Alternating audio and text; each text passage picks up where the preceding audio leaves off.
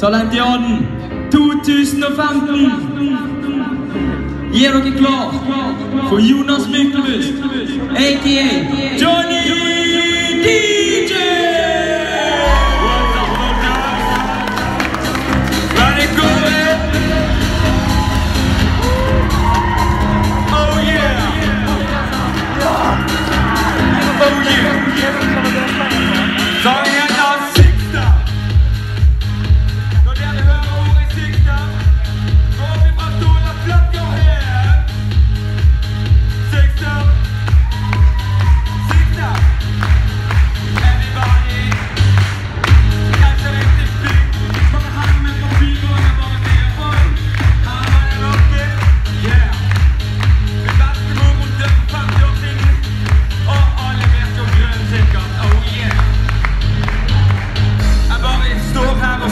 Til dere, på grunn av jeg har skikkelig sceneskrekk.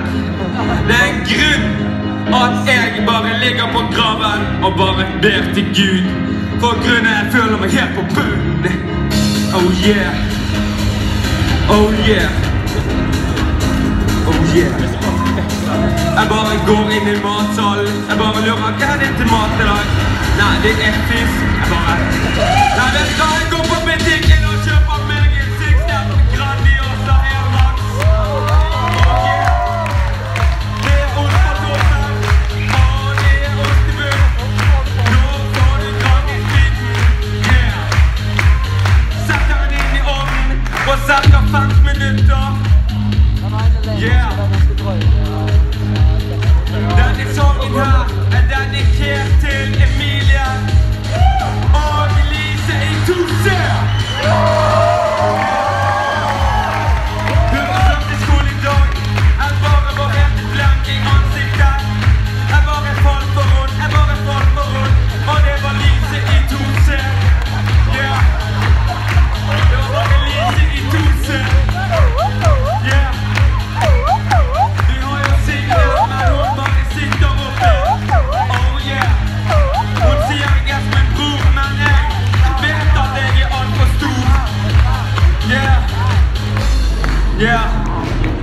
Jeg bare går på stranden, føler meg helt naken.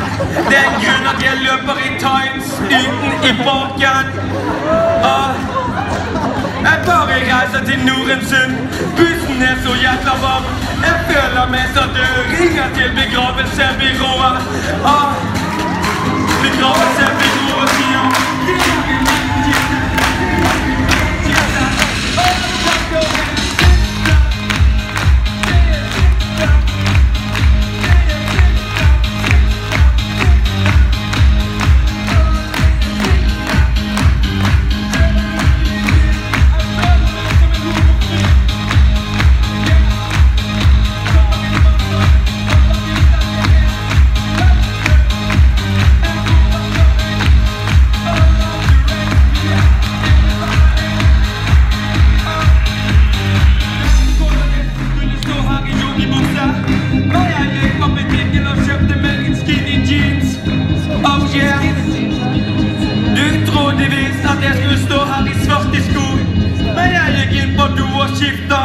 til mine nye hvite sko.